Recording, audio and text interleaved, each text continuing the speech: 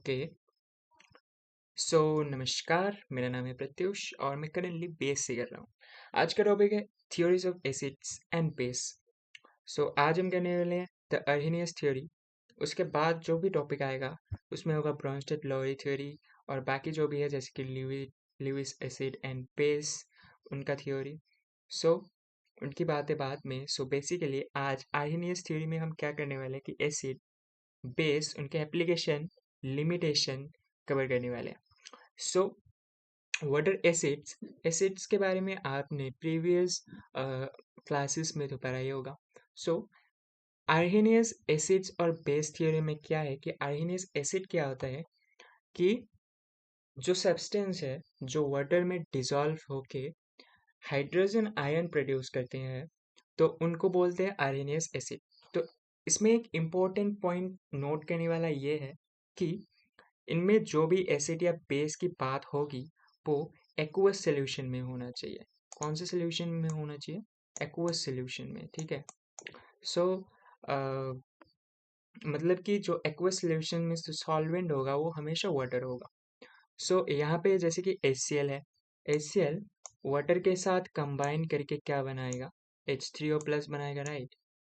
H3O plus बनाएगा और Cl negative ion बनेगा।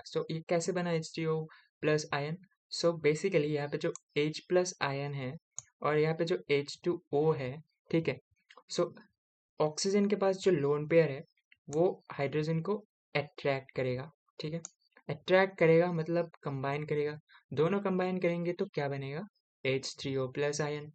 सो कई कबार क्या होता है कि बुक्स में ऐसे लिखे हुए थे कि जो सब्सटेंस वाटर में कंबाइन करके H3O प्लस आयन बनाते हैं, ठीक है।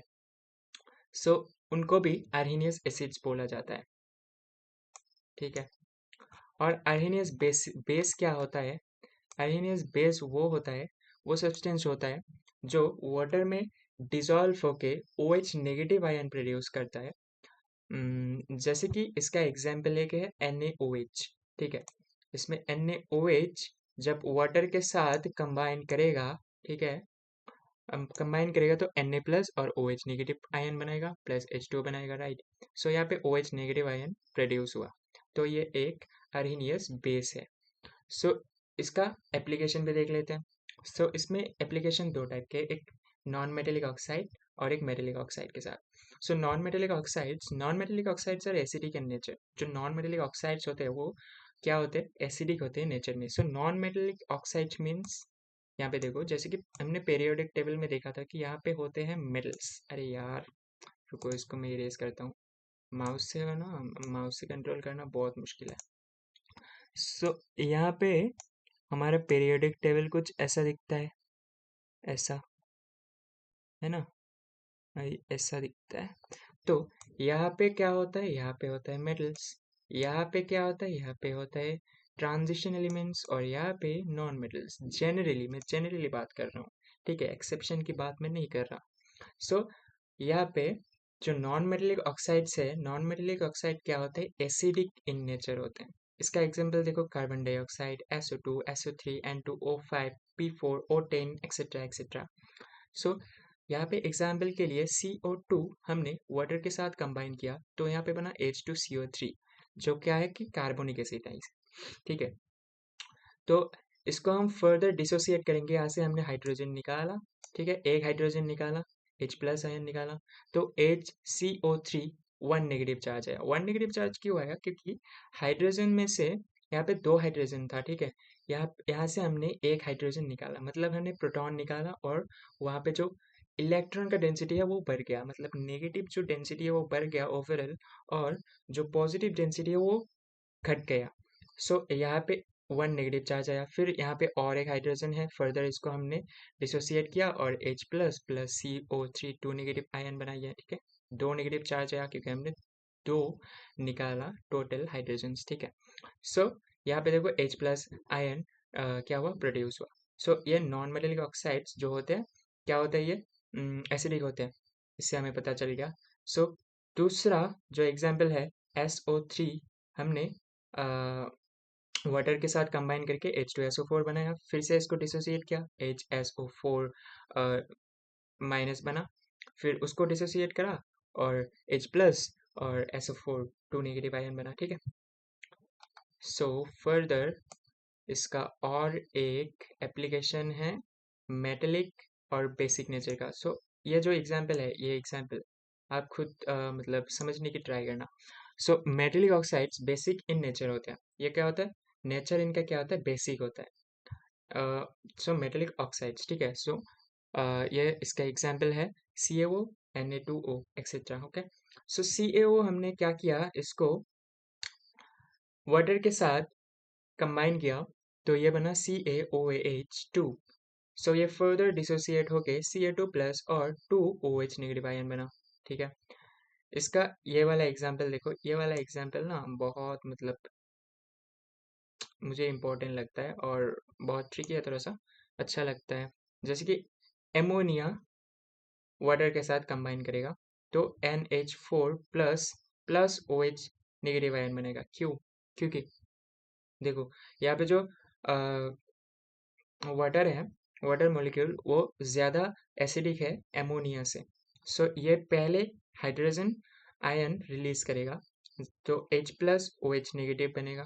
सो यहाँ पे जो लोन पेयर है NH3 का, तो ये हाइड्रोजन को अट्रैक्ट करेगा, ठीक है। हाइड्रोजन का अट्रैक्ट करेगा, कंबाइन करेगा, कंबाइन करके NH4 आयन बनेगा और OH ion negative, OH negative ion को क्या करेगा? रिलीज करेगा या फिर प्रोड्यूस करेगा। सो H2O इज मोर नेगेटिव। ये हमको कैसे पता चला, ये मैं एक्सप्लेन करता हूँ।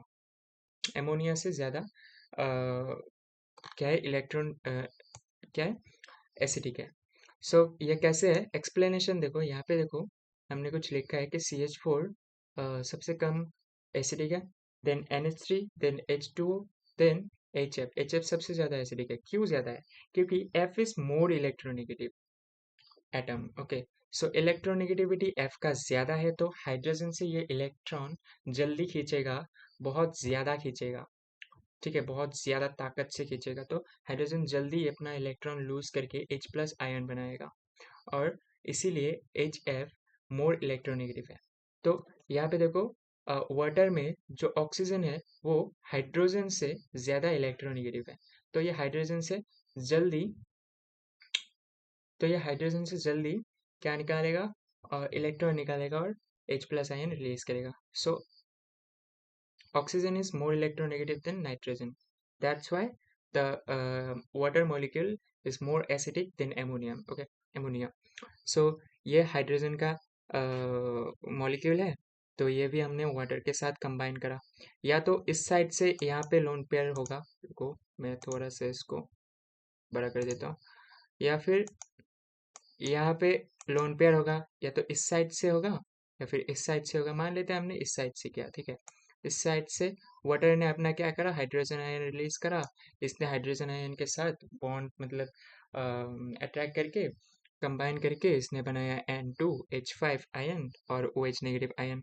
सो इसने OH नेगेटिव आयन को रिलीज करा, तो ये क्या है, ये हो गया बेसिक इन नेचर। सो याद रखने की चीज़ें ये है कि जो नॉन मेटेलिक ऑक्साइड्स होती है वो एसिडिक होती है, जो मेटेलिक ऑक्साइड्स होती है वो बेसिक होती है। और इसका लिमिटेशन ये है कि limitation of Arrhenius theory is that जो ऐसे कुछ सब्सटेंसेस होते हैं जो कि एसिडिक या फिर बेसिक होते हैं, लेकिन उनमें हाइड्रोजन और हाइड्रोक्साइड आयन का कमी होता है। जैसे कि कार्बन डाइऑक्साइड, उसके पास हाइड्रोजन आयन नहीं होता, और जैसे कि एमोनिया, जिसके पास हाइड्रोक्साइड आयन नहीं होता। तो ये एक लिमिटेशन है। और एक दूसरा लिमिटेशन है, the Arrhenius definition of acid and base is limited to aqueous solution.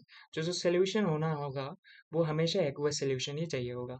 तो एक्वस सोल्यूशन मीन्स हमेशा जो सॉल्वेंट होगा वो हमेशा वाटर होना होगा, ठीक है। तो आज के लिए इतना ही, बाय बाय।